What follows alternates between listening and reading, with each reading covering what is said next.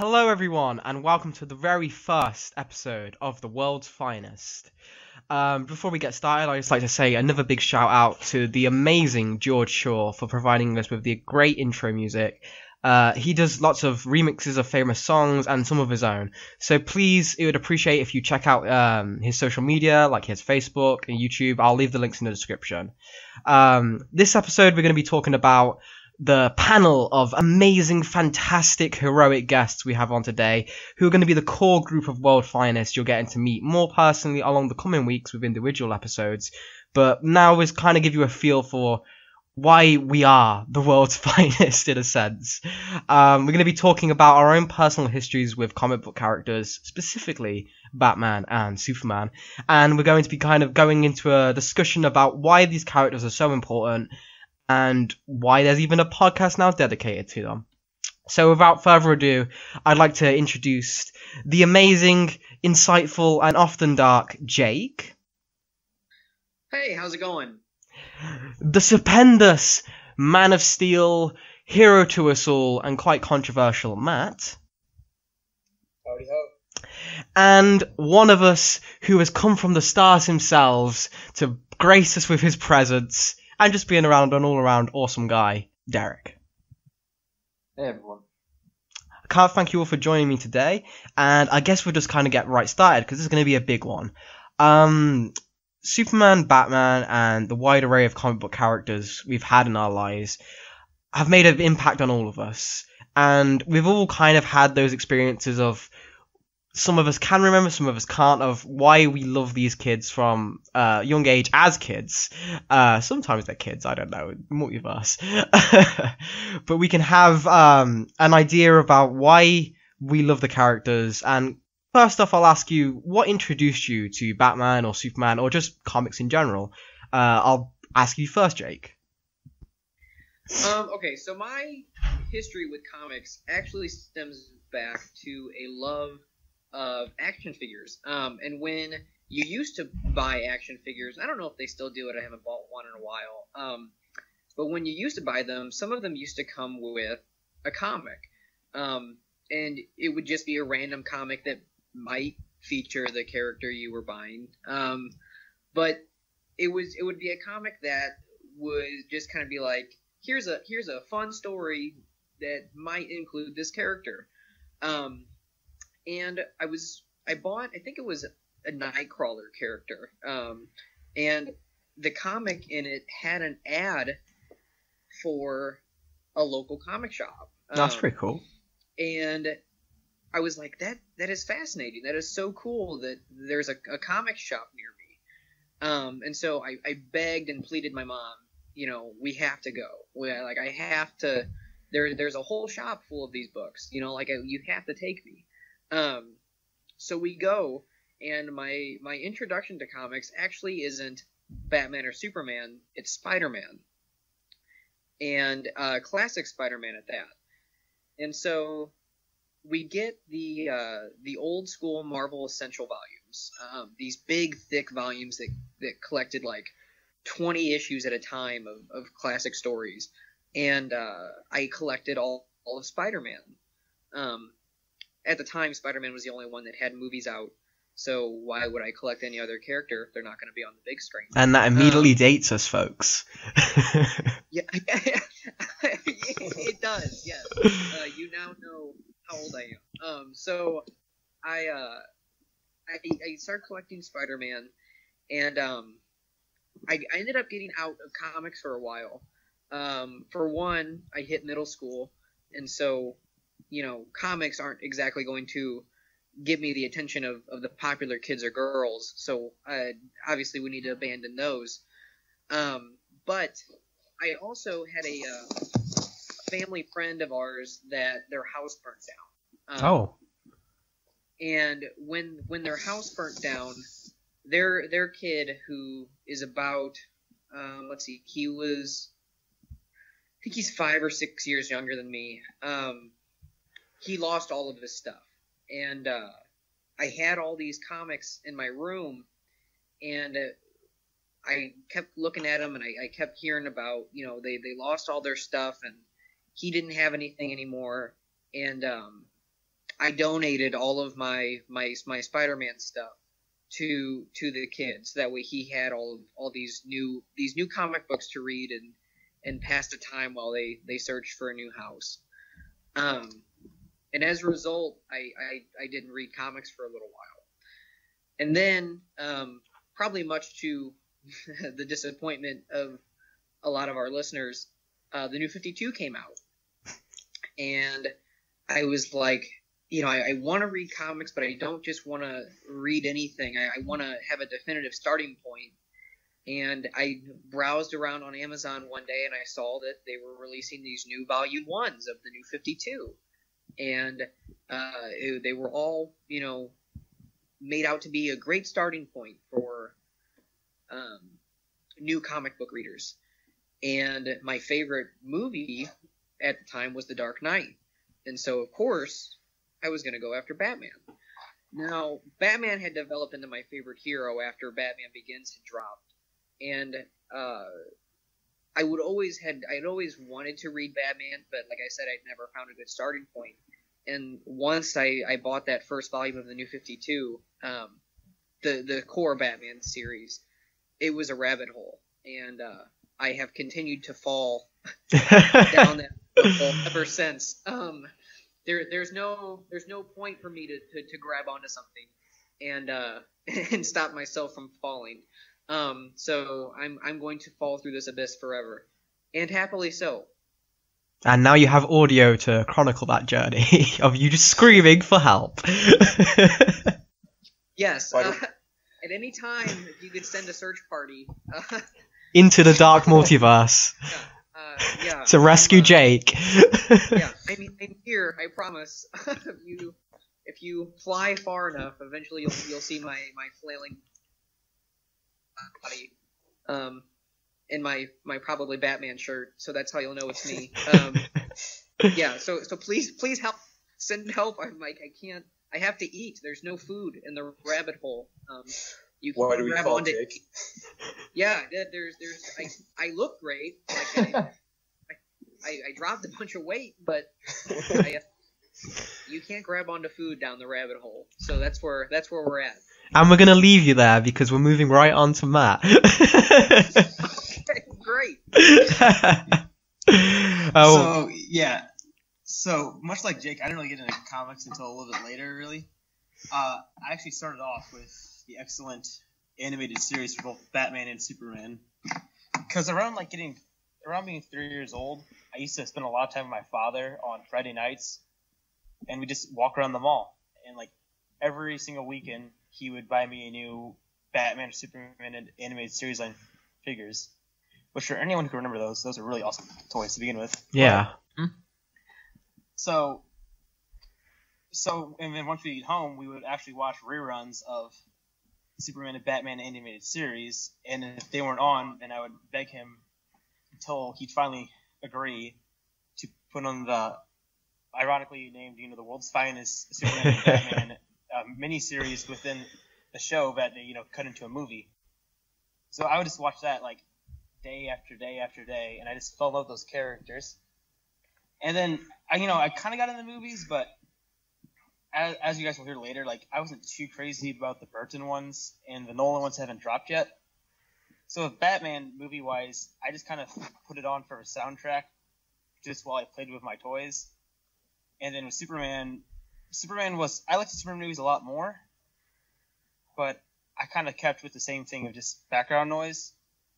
But over that time, I don't know, I just really fell in love with Superman just being a guy just trying to do good stuff. And he's just like, I have powers, why not use them? And I just really also like the outfit. Because red and blue, when you're 4 years old, is like the coolest colors ever. Uh-huh. So it's awesome to see a dude in his underwear just, running around fighting evil. And by that point in time, like my entire family, like grandma, grandpa, grandparents, knew I loved superheroes. So occasionally, they would buy me comics, but I don't really remember any of those too much, mainly because I couldn't read. So I kind of, defeats the purpose of reading comics. But for my 6th birthday, my uncle got me this really awesome Ultimate Guide to Superman, and it was like a big hardcover ginormous coffee book, and then I would just look through that every day, just analyzing every page once I was able to read. And I just found the whole universe interesting. And let's see, that came out about the same time Lex was president. And as a kid, seeing how dubious he was in the animated series, it just completely blew my mind. So I really wanted to get into him, but I just really didn't have the money and at the time when I was looking, there wasn't really any comic book stores in my area that we could find.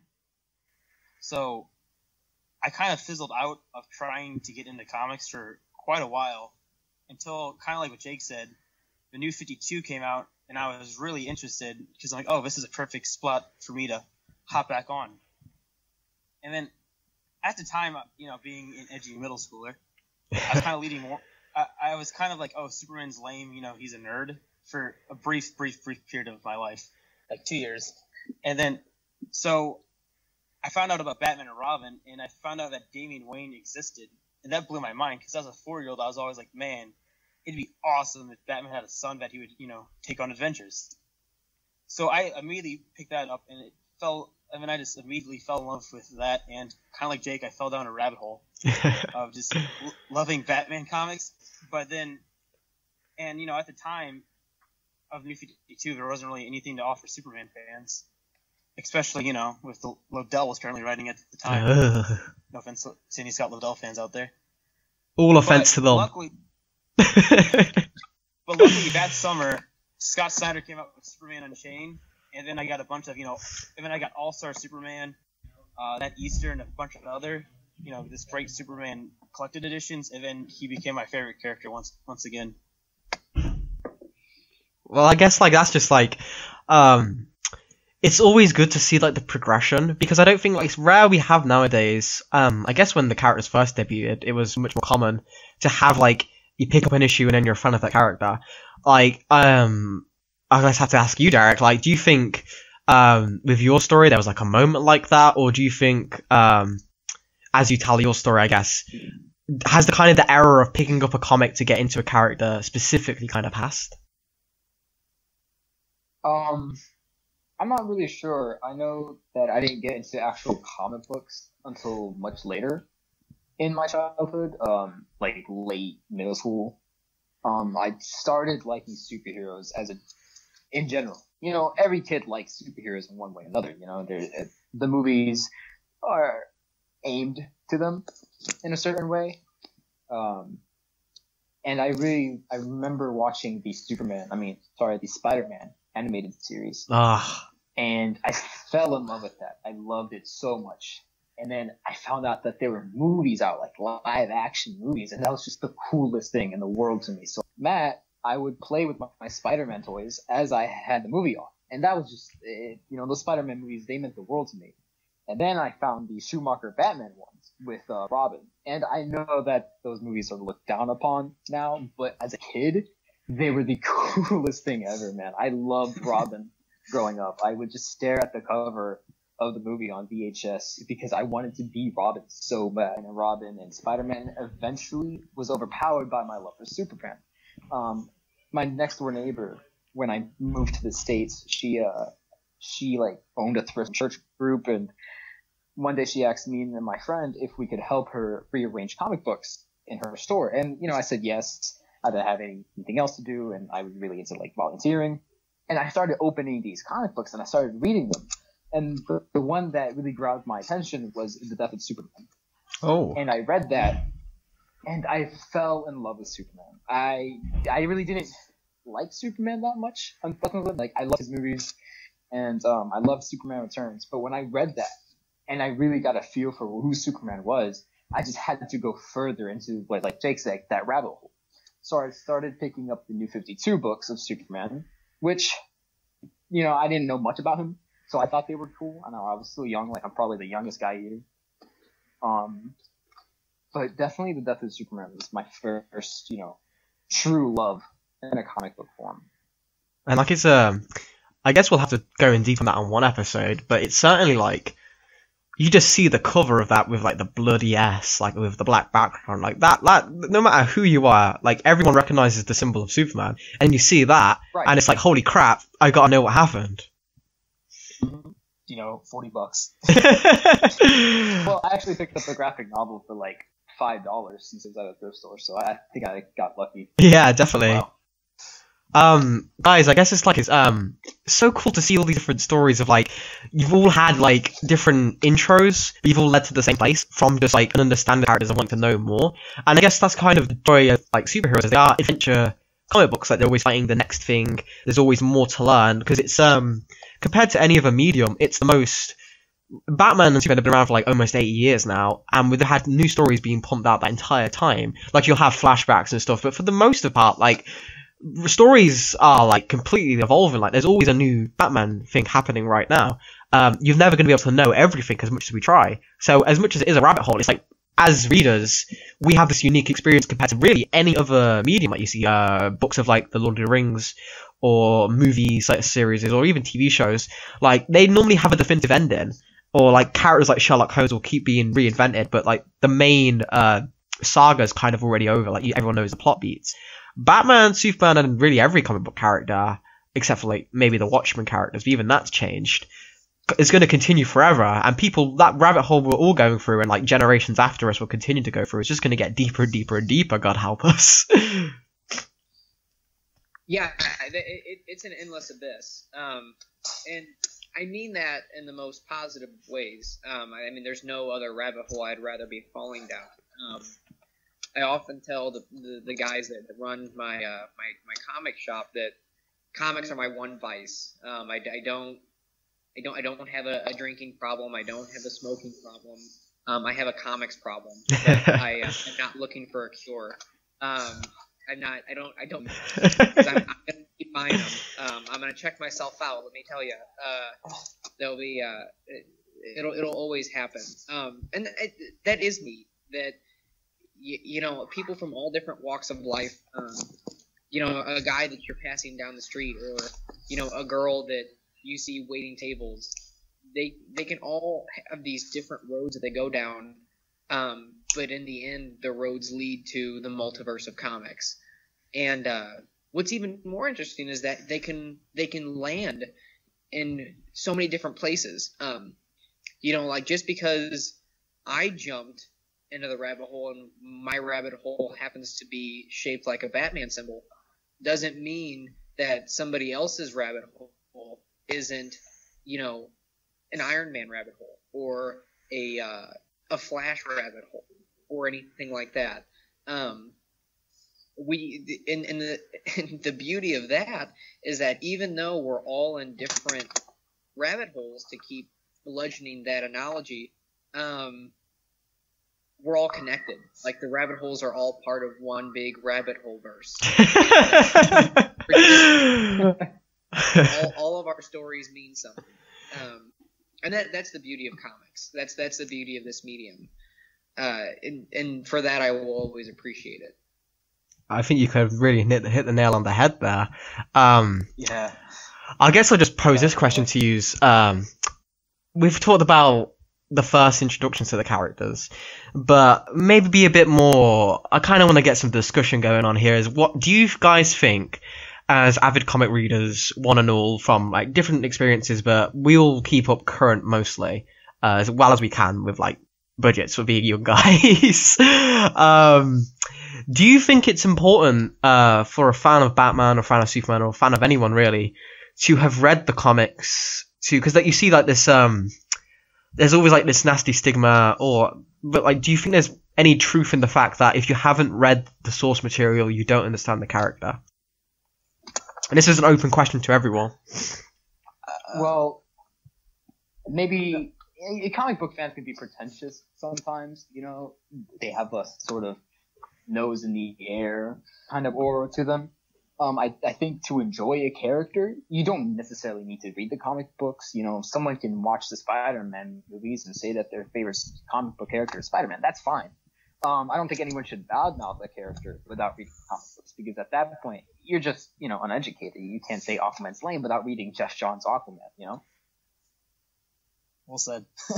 But, yeah, I would agree with that. I mean, yeah, like, I don't think, you know, reading comics is absolutely necessary to enjoy a character, but I think you should at least try at least one series out of a character you're interested in. Oh, definitely.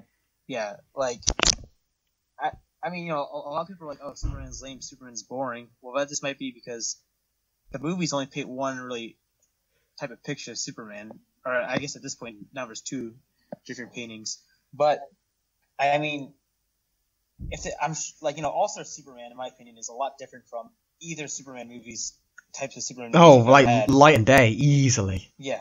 Yeah, like, before you say you hate Superman, try maybe All-Star Superman, or heck, even try, I don't want to say Claim that's a good spot to jump on for some reason. Well, something like Birthright is what I go. Like my main two are always All-Star and Birthright. Like if you read those two, you'll understand Superman, and you can decide really if you like him as a comic book character. Like I think it's okay to say you don't like the character in the movies because it is a different person, it's a different medium, it's a different take. But like just like you were saying, if you want to critique the character as a whole, you kind of need to understand them as a whole. Yeah, exactly. I mean, there's 80 years of source material at your disposal. I mean, I'm sure out of those 80 years, you can find at least a decade of stuff you'd enjoy. Oh, and you know, not only is there 80 years of source material, but every single week there's more added to it. Right. So, you know, I don't think that you have to read a comic. Like you guys were saying, it's not essential to somebody enjoying the character. But why wouldn't you? Like that's is, you know, okay, you like Spider-Man, you like Captain America, you like Hulk, you like Flash, Green Lantern, Hawkman, whatever, whoever you like, why not pick up a comic and read it?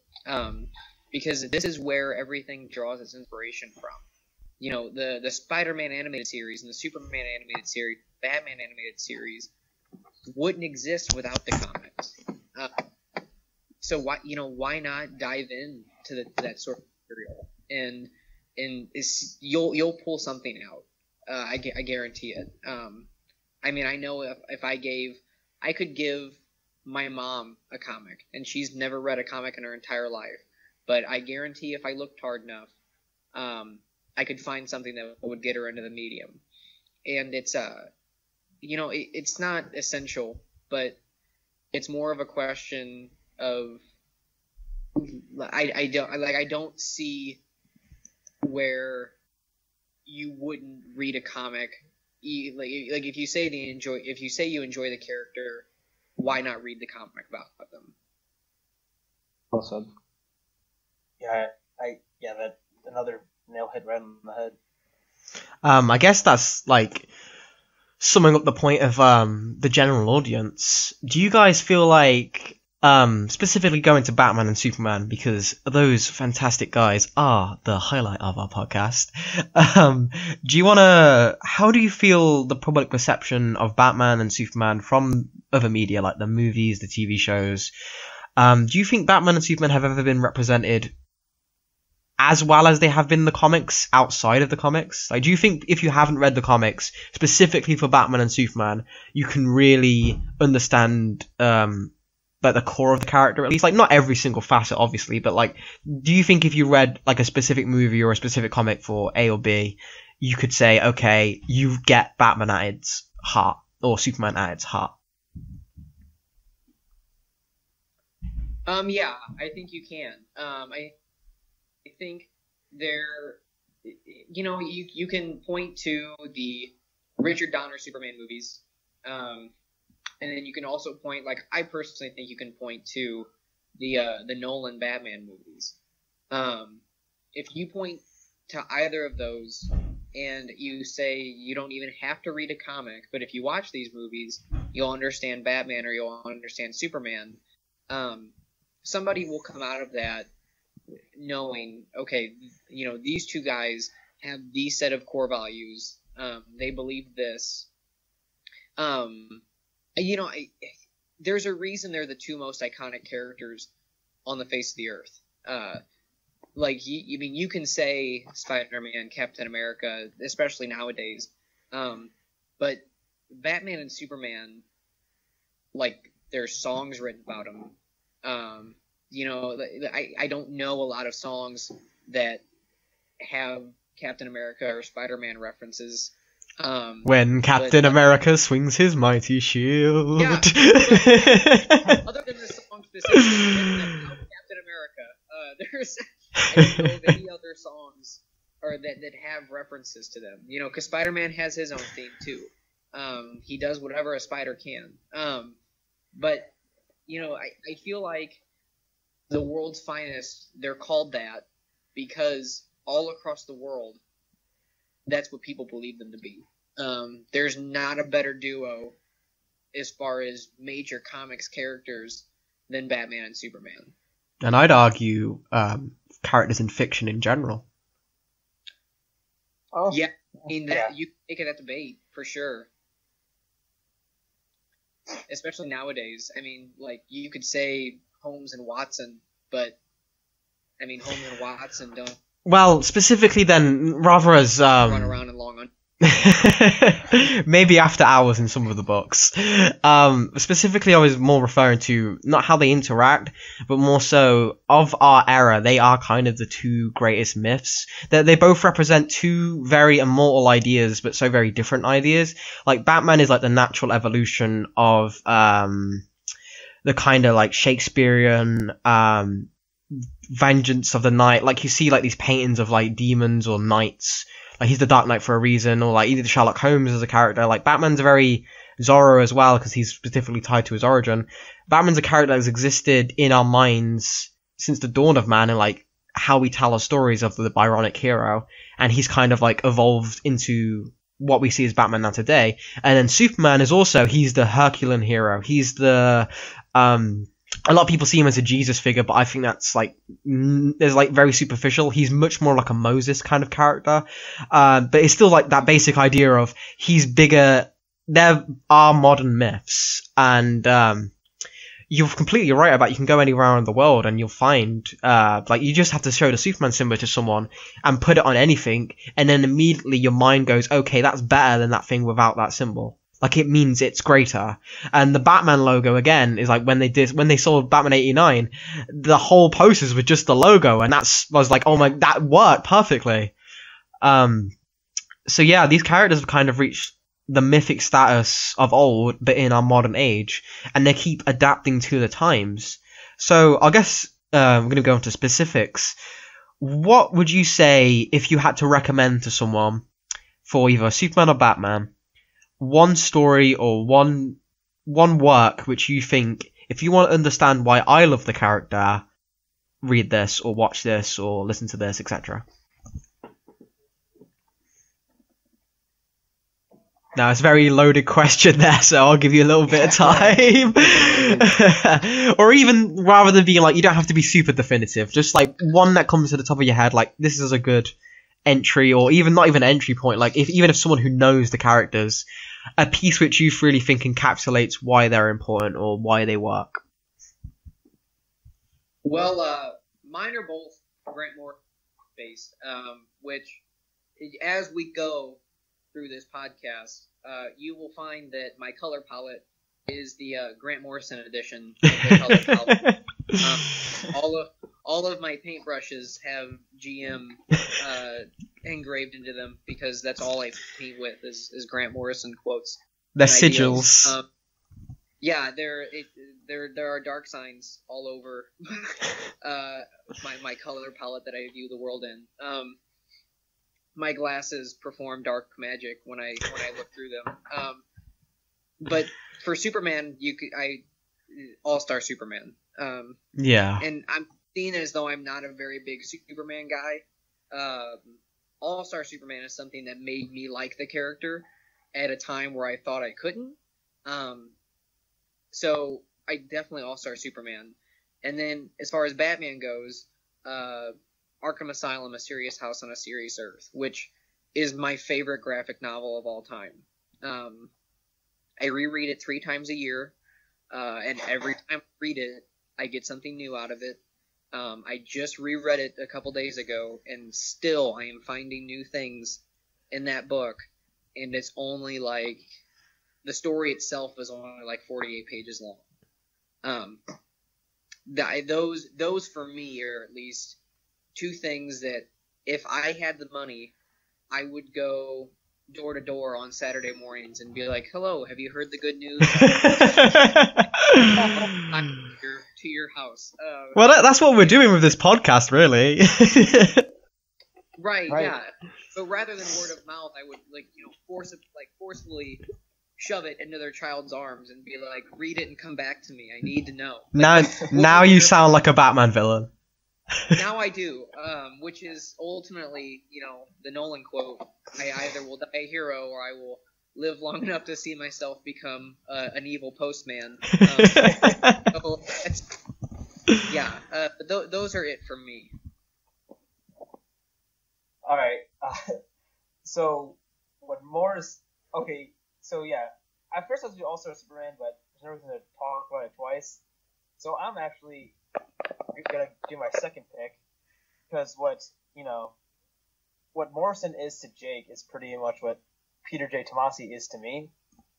Like, if there's a book on Tomasi, it could be my least favorite character ever. I'd probably pick it up.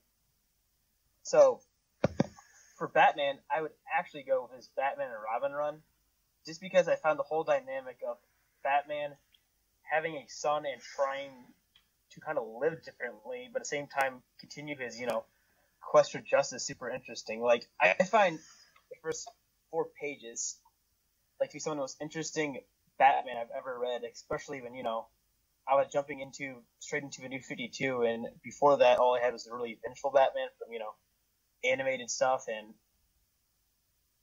the Arkham games where he's all about, honoring their death, but instead, he wants to now honor their wedding day.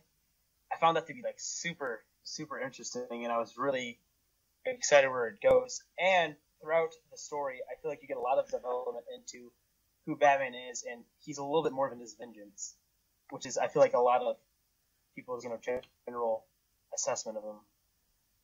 And then for Superman, I'd probably go with Superman Rebirth line just because it echoes off and parallels with the Batman and Robin run, so they actually read very well together. But it's kind of Superman's side of the coin, and about, how a good man's trying to teach his son how to do good things too. But at the same time, he realizes his son's importance, and he wants to protect him from, threats. I find all of that to be really convincing, and, 2 characters that people sometimes complain about, but he's stagnant. But yet both of them are having children and doing something, most people would never expect them to do. Yeah, that's a really interesting take, because you're specifically talking about, rather than trying to give someone a definitive look at this is what Batman and Superman will always be, you're saying no, the beauty is they'll always be changing. Exactly. Like, yeah, exactly. Like, when I walked into Batman and Robin, or, especially during, after Damian dies, and I think Batman issue 16 is of a comic I could only read for the rest of my life. It'd be Batman and Robin issue 16. Or it might be shit. And what's funny is that it's a silent issue. You can't even read it because it's silent. So you just have to look at it. Yeah. Exactly. That's the real hardcore irony in all of it. Yeah. But it's this art, to put it in one word, and you just see Batman go through so much in so little time, and it's so well done. But yeah, but like you said, I like it because it shows that, even after 80 years, there's still new ideas and stories to be told with these characters. Definitely. Well, I guess we'll wrap up. What about you, Dereck? I don't think I can answer the Batman one as properly as I would like to. I really focused on Superman growing up, and even that, it was so hard for me to grab comic books. My parents weren't really into that; they didn't really support my love for that. And as I start, taking myself away and becoming an adult, that is slowly becoming easier for me. But if I had to pick a Superman one, I picked up Superman Earth 1, Volume 1, when I was just starting to get after I read Death of Superman. And that was the first time I realized that Superman wasn't just this really strong guy who had all the powers. He was also very smart. And for all of his abilities and for how strong he is and smart he is, all he wants to do is make enough money for his mother to live comfortably. Yeah, it's really I beautiful. think that's the first time I realized that Superman just isn't the alien. like as well, that book's interesting because it specifically kind of like people can like. There's a very controversial with that because people have very different views. Some people love it, some people don't like it. But as an introduction, does do a really good job of highlighting. He's Superman, yes, like he can do all these amazing things more than anyone else can. He's not just a brute. He's like really super smart as well. But at the end of the day, he's still. There's a great line in that book where it says. Clark Kent has to interview Superman at the very last couple of pages, and it's this great little article where Clark Kent is interviewing Superman. He gets super, but at the end it's just man. And that's the core of the character, is like, no matter how fantastical around him he gets, you really brought up the point that like he's just kept worrying about his mother, or like, can he get a good job? It's like the struggles we all face. Right. So how about you, Alfie? What's your, what would be your two things that you hand to people?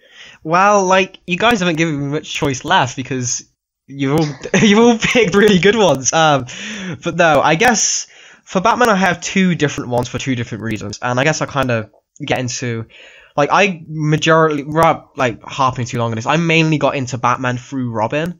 Like you, Dereck, is I had the Batman Forever VHS from my dad, and the Robin's Reckoning 2-part episode of the animated series on its own like VHS, and I would just watch there was like my that and the Adam West Batman series were my introduction to Batman as a character, and like I always just loved Dick Grayson as a character and like watching him over and over and over again, and specifically Robin as like why he's important to Batman as a character, which could be its own separate thing.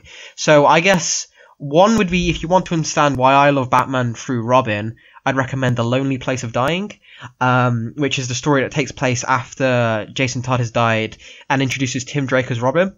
I think at its core, it's just a really good written story. It's really entertaining, but it also tells you about. It starts with a Batman who's very much the public. If you don't like Batman, the Batman that starts his book is that Batman. He's very brash. He's super angry. He doesn't want to talk to anyone. He's isolated, and he will beat up criminals like far beyond what they actually deserve. He's very much the worst of post-Miller Batman. Like, he's a lot of, when people say they don't like the character or make fun of Batman for like beating up the mentally ill, that's who this Batman is at the start. And then when Tim Drake comes along, you get a really nice introduction through him into Batman's world and why Batman as a concept needs to be better than that. He needs to be purer than just a guy in a Batman needs to be global. And like Morrison, as you said, picks that up and like runs with it. But for just an introduction to the character, I think Lonely Place of Dying is a really good place to start.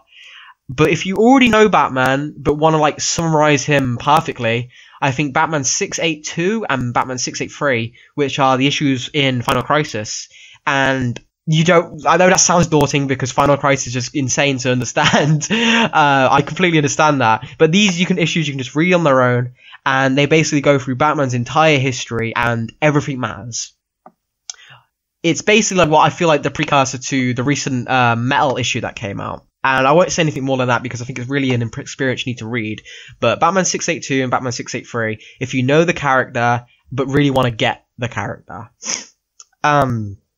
And I guess for Superman, All-Star's the obvious pick. And Earth 1's a really nice introduction as well. Especially with the Tomasi stuff as well, with like Jonathan as like an introduction. It's kind of like how I was saying with Tim Drake and Batman. It's like it's good to understand the world from fresh eyes. So all three of you kind of like stole the best ideas. But I guess I'll just go with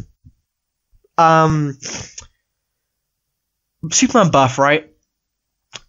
Or, no, because I'm going to give Superman Birthright is just an origin story, and Earth 1 already does that, so I don't want to harp on, because I'd be just saying the same points.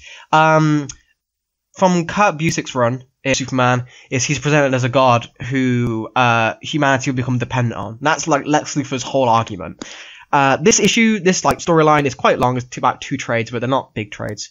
It's basically dealing with Superman is told from the future that if he doesn't stop a threat, that threat will wipe out humanity for like to a percentage, but they will recover. However, if Superman stops this threat now, it will stop it in the meantime, but then it will come back later, much stronger, and completely wipe out humanity. So Clark has to decide, how much does he need to involve himself in human history, and is it the right thing to do in the long run. It gives you a very like interesting look at how he is a god, but at the same time he's a god who was raised in Kansas. Like, he got such a human base before he could see DNA, that the issue really manages to give itself a great perspective of why Superman, and specifically Clark Kent, is the only man who could be making these decisions, and makes it such a fascinating individual character. Like I said, I don't want to spoil too much because a lot of the main plots of the issue are like what grabs you. But yeah, those would be my 2 picks. Well, 3 really. I think we gave, like you were saying, we gave a wide array of different like takes to look at. I mean, because you have with Batman and Robin, you have a Batman that is learning the struggles of being a father, and you can read that from 2 perspectives. Well, you can read it from any perspective, but 2 different perspectives of that is that you could realistically have a father and son read that book together, and they would be able to see the parallels and maybe their own struggle. I feel like that could be a book you could give to new fathers, to fathers that are kind of unsure of what it means to raise a kid in this world, and realize that even a superhero has struggles with it. Yeah, that's a beautiful way to put it. Yeah, and so like you're not expected to figure it all out. You'll have to figure it out as it goes. Even Batman and Superman have to figure it out as it goes. I mean, Arkham Asylum is this mind-bending, haunting, frightful thing that at the end of it is very inspiring. We're going to go into more details about Arkham Asylum later, and I will repeat myself because I'll talk about it a lot. But one of my favorite things about that book, spoilers for a book that's like 25 years old. How dare you! Yeah, wow, yeah. If you haven't read it yet, get with it. There's the end of that story where, kind of like a Cliff Notes version of it. Basically, this interpretation of Two-Face has been weaned off of his coin that he uses to make decisions, by doctors that believe that if they give him more options, eventually he'll be able to openly choose things. And so they wean him onto a die, and he has 6 options. So every time he makes a choice, it's 6 options. And once he moves on from that, they give him a tarot deck, and it's 68 different options. And instead of improving him, it completely breaks him. He can't even go to the bathroom because he has to decide whether or not he gets up and goes.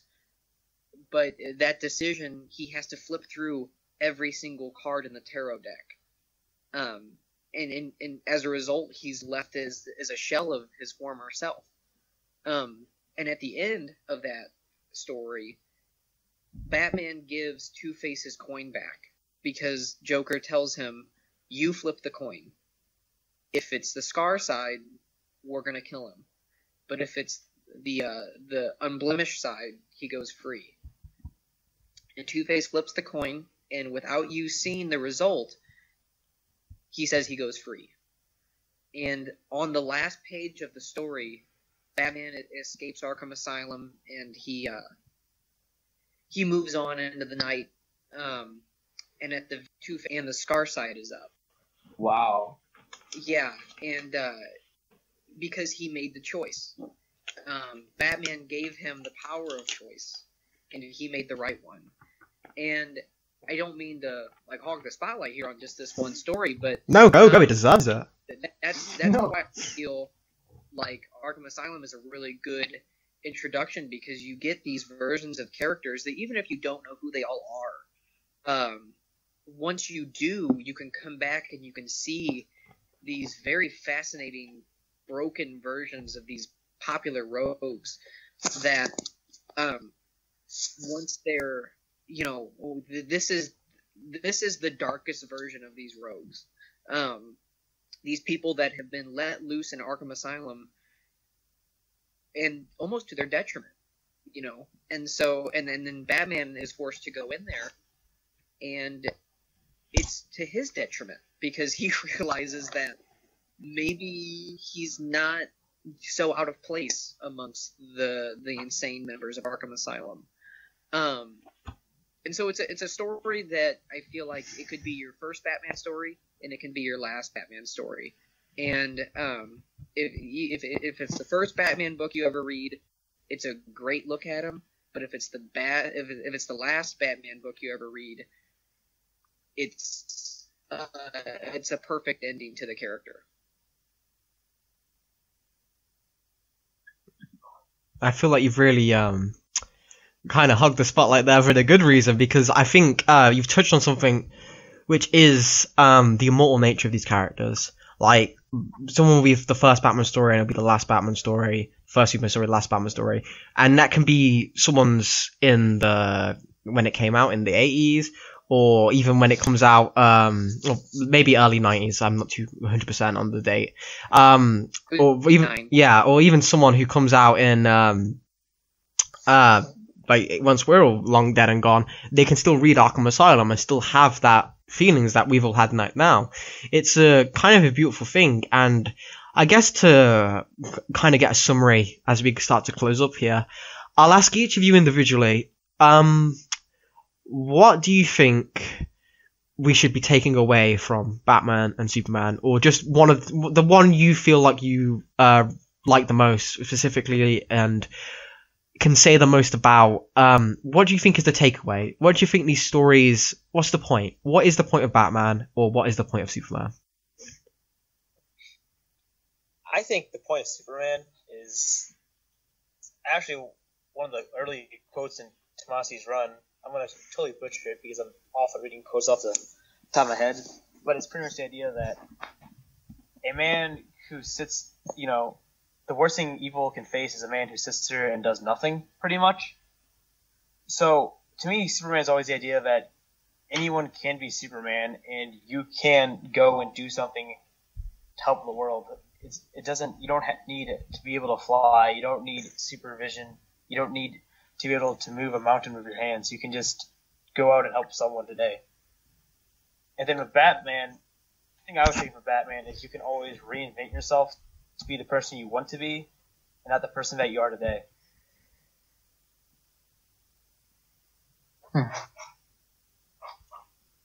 I can definitely see those. For me, the message that you get from both characters are two different sides of the same coin. Because we just talked about this point. And here it is coming back again. But it's the idea, and they both present it in very different ways, of everybody matters. And that, for a guy like Superman, everybody matters because this is a world that didn't have to take him in, but it did. And so I feel like Superman always feels like he's in debt to the world, even though he's repaid it multiple times over. Because he was an unwelcome intruder. He literally landed here on a rocket from outer space, from a planet that is dead. And so, and then it could have been one of those things where he was immediately kicked off. Say the wrong people had discovered him, he could have been killed, or he could have been, what if he had landed in the ocean, and he was never discovered. But this like Flashpoint. What if he just landed in the middle of Metropolis? Yes, exactly. Like what if any of those things had happened?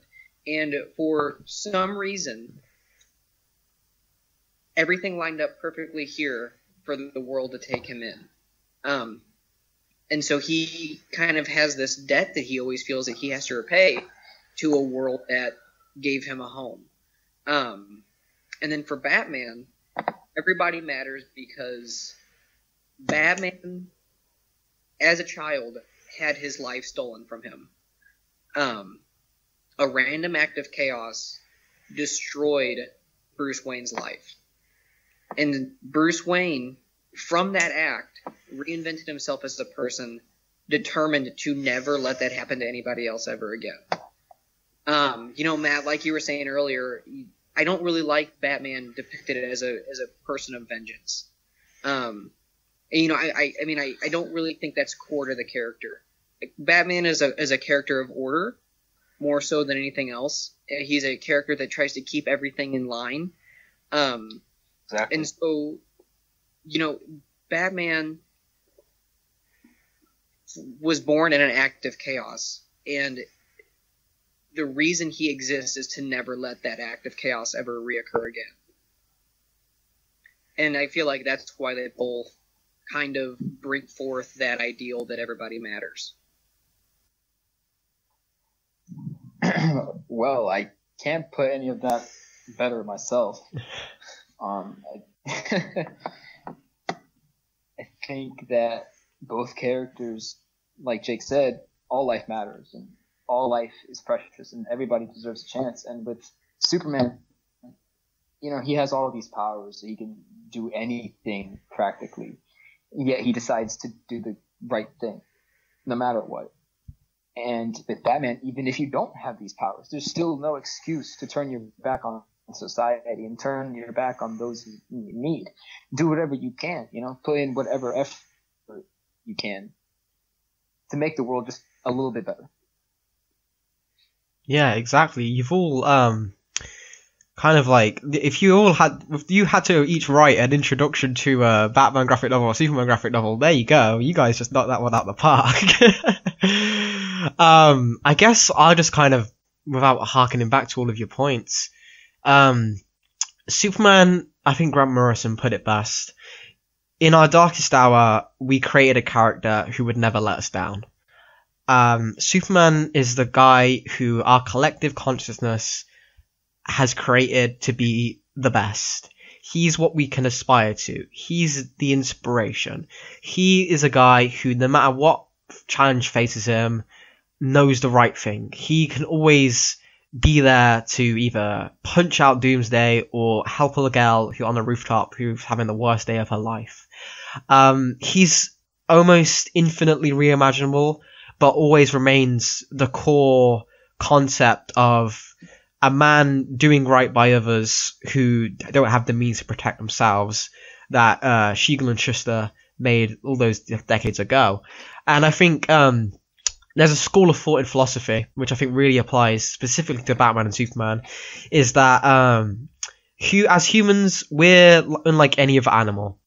A fish doesn't look at a bird and then wants to fly. A rabbit doesn't see a fish and want to swim. But we have created planes. We have created submarines. We have created cars to go faster. We are, as a species, we are imitators. We always try to be something better than what we are. So the school of thought is, okay, then why don't we try to be the angels? Why don't we try to be the things that are so much better than us and are perfect? Surely that is a greater means to make the world a better place than squabbling over what we already have. Superman, I feel like, represents that in that he is the angel to aspire to. And then you get to Batman. And Batman is us. Batman is in the sewers and the darkness and on those days where you get home and the world's against you and you just want to cry. Batman's the shoulder on your hand and saying, no, get to work. He's the man who is there and so determined, yet so at his core, despite the darkness around him, optimistic enough to think that, yeah, I can stop all of crime. Because he's not just Batman. He's 8-year-old Bruce Wayne stopping other 8-year-olds from losing their parents. Because, like the school of thought says, he didn't just be satisfied as being Bruce Wayne, victim of tragedy. He became a superhero. And I think that's the lesson what we can all take up on, is we don't have to be what the society or the world has left us to be. We can be angels, we can be heroes. And I feel like Batman and Superman specifically, as well as Wonder Woman, are the kind of icons we should aspire to be. Yeah, I would agree with all of that, honestly. Yeah, I think if we had to inscribe the tombstones of Batman and Superman or enshrine them forever, and they gave us a pretty big shrine. We had a really good engraver because they're gonna have to engrave a lot of words. I feel like we just summed them up, but we're not gonna stop there because these characters are, like you said, infinitely reimaginable, and you can bring them to life in so many different ways. And I think over the course of this podcast, you're gonna see us discover new things about the characters that we didn't know before. You're going to see us try to bring them to life for you, like they come to life for us. Precisely. And honestly, guys, I can't thank you all enough for joining me with this. It's been an absolute pleasure, and you made me feel a lot dumber in comparison because you guys are absolutely so smart and so on the ball with this. I can't thank you enough for agreeing. I can't thank you all enough for agreeing to do this with me. So, Jake, Matt, Dereck, I'll just ask you for your final thoughts as we close up. In final thoughts, I mean, like I said, there's a reason they're called the world's finest, and I'm really excited going forward to examine the reasons why I think and why you guys think that they will always be the world's finest. And we're gonna. I'm looking forward into seeing the other corners too. To see those heroes that aren't the world's finest, but they're pretty great. I'm excited to start taking this journey. Yeah, I feel the same. Honestly, I'm more interested about when we start discussing more in-depth topics instead of broad things where we start beginning to disagree and we start seeing the other point of view a little bit more, and we kind of find an understanding about how these characters are so, they're the same character, yeah, but they're so different to each person, how they've affected their life. And kind of like Jake said, I am interested, of us diving into other characters too, just because I feel like mentally we'll probably pull out parallels to the world's finest when we compare these other characters. Even if we try not to, it's going to happen because, they're two icons. Definitely. I'm excited to start talking about comic books right now. Books that are currently in development, like right now, Metal and Doomsday Clock. Oh, Doomsday Clock. I cannot wait. And I hope we all enjoy that in the future. So, guys, it's been an absolute treasure, like I've said before. You guys have absolutely done a great job in being able to tell if anyone hadn't had an experience with Batman or Superman. I feel like if they give this one a little listen, they might be a little bit more curious than they came in. And really, that's all we can ask for. So I've got to thank everyone for listening at home. I hope you've enjoyed this, and I hope you enjoy the ones coming up in the coming weeks. As like we said, there's plenty of stuff to cover, and we'll always be here every week for another episode. So this has been The World's Finest. I'm Alfie. I'm Jake. I'm Matt. I'm Dereck. And we will be seeing you down your own rabbit holes.